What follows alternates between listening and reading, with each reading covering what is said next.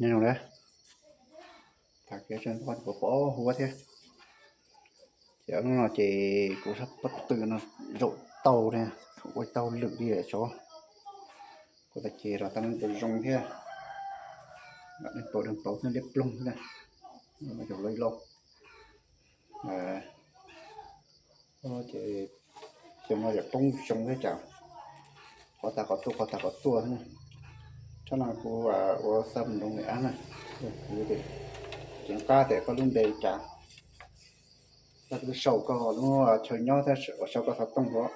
nó từ qua kia thì mà thì nó và phụ được con này, trâu đòn tàu này, i o p lâu g trâu đỏ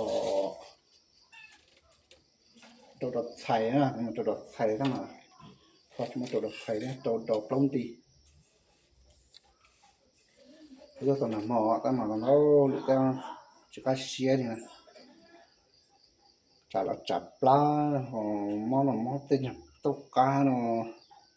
to hồ lọt điện trầu thứ phong chỉ măng nè, trong hội dân này và thầu có chở ấy, trong thầu vô chở ấy vô có chở điện thế ấy này, to hồ này nó có chở rồi có chỉ phát triển măng cho lại nè,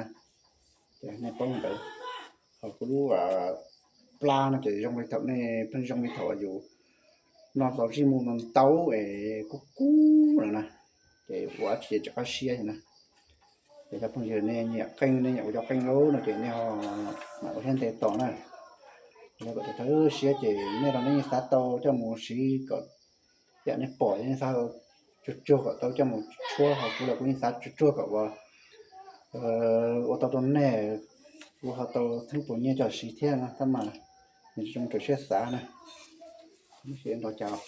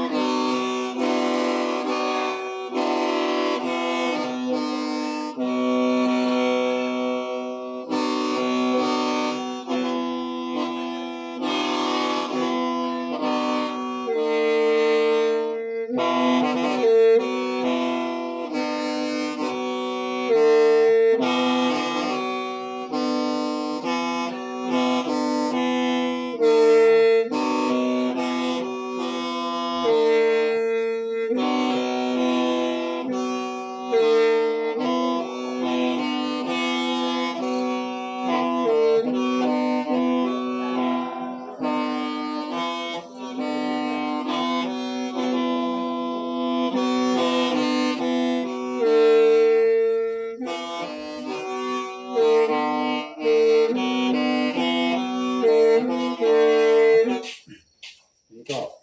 tao canh to quá rồi có thịt sao cho tao sẽ trả tao biết cha muốn cha xả thế tao là mẹ tao nào